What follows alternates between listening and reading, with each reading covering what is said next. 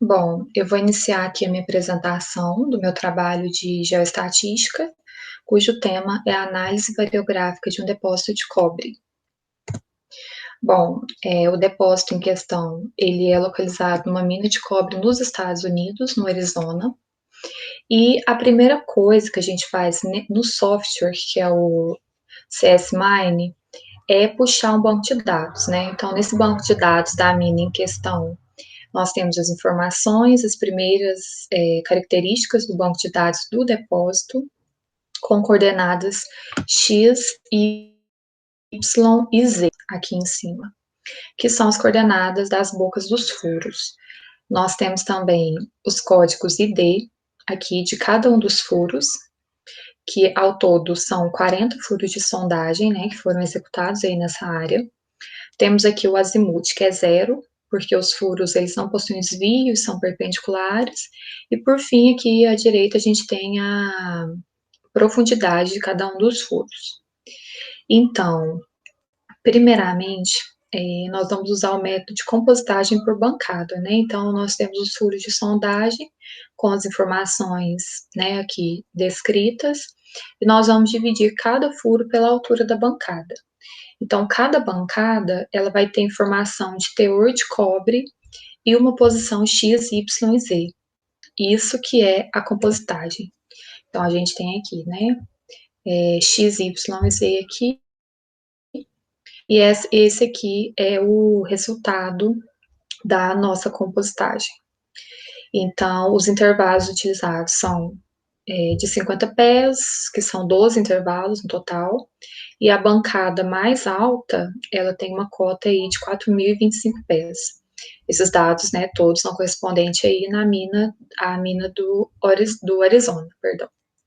Então, a gente pode observar aqui que aumentou bastante, por exemplo, esse DH49, aqui ele foi dividido em 4 compostas. Aqui era uma só, né? Então, a gente tem ele aqui dividido em 4 compostas, ou seja, esse furo, ele intercepta 4 bancadas e depois esse furo acaba, né? E assim por diante. Nós temos como resultado aí 228 compostas, apesar de aparecer só 25 aqui nessa imagem.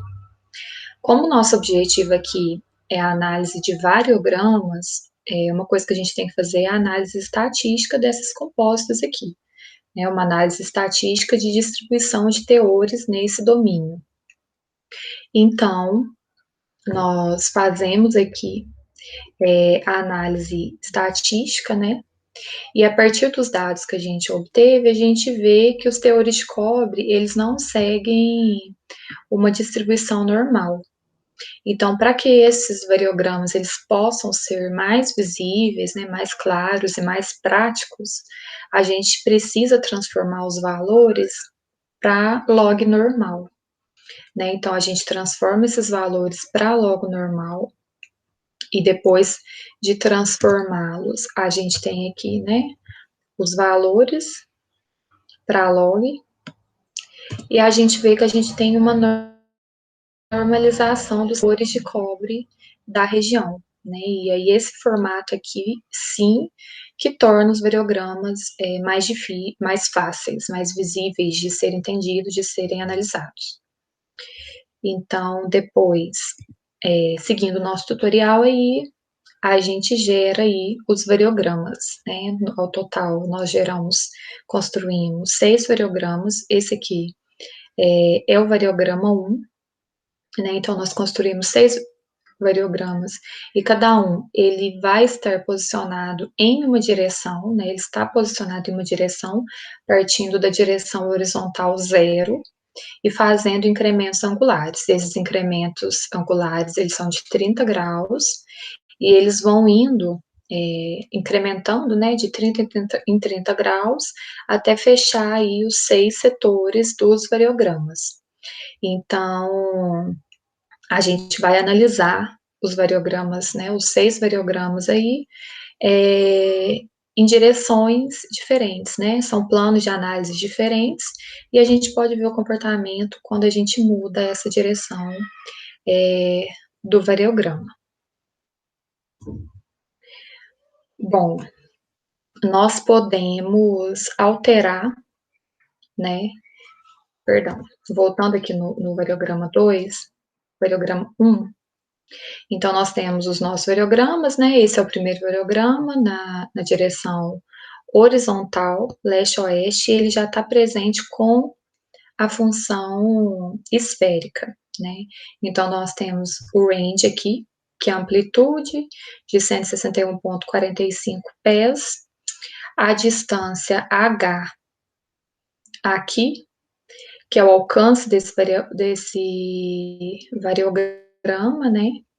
E o CO aqui, ele é zero, ou seja, não tem descontinuidade na origem, então não tem o efeito pepita.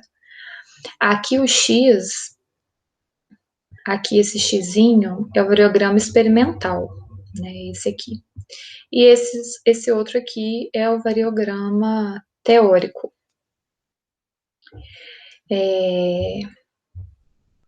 Então, no variograma experimental, nós vemos que realmente não tem uma descontinuidade na origem, né? A gente pode ver aqui o variograma experimental que tem um xizinho, a gente não tem uma descontinuidade na origem, pela tendência dele não se tem um efeito pepita, né? Então, esse ajuste informado aqui, ele é condizente. No entanto, se a gente quiser alterar a amplitude, o patamar, a gente pode fazer algumas modificações no modelo e alterar o range ou o C0.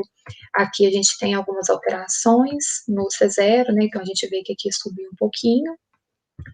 Olha, em relação a essa linha, então a gente vê que subiu um pouquinho quando a gente alterou o C0. Pode mudar o range também, como eu citei, né? A gente pode aplicar a função exponencial, que foi aplicada aqui, que muda o desenho, né? E ele é bem mais próximo do modelo, né? Essa função exponencial, ela fica um pouco mais ajustada, então ela mantém o valor do patamar e o valor da amplitude para esse modelo.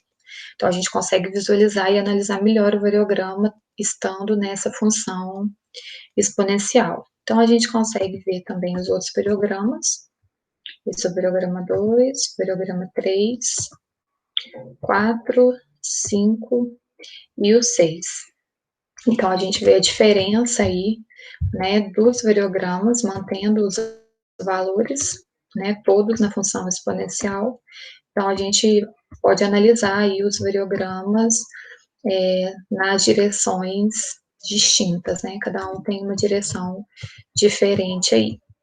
E por último, que eu quero mostrar aqui é o diagrama de rosas, que a gente tem também esse diagrama de rosas. E a interpretação desse diagrama é basicamente que quanto mais distante do centro da rosa, maior é a amplitude ou a continuidade.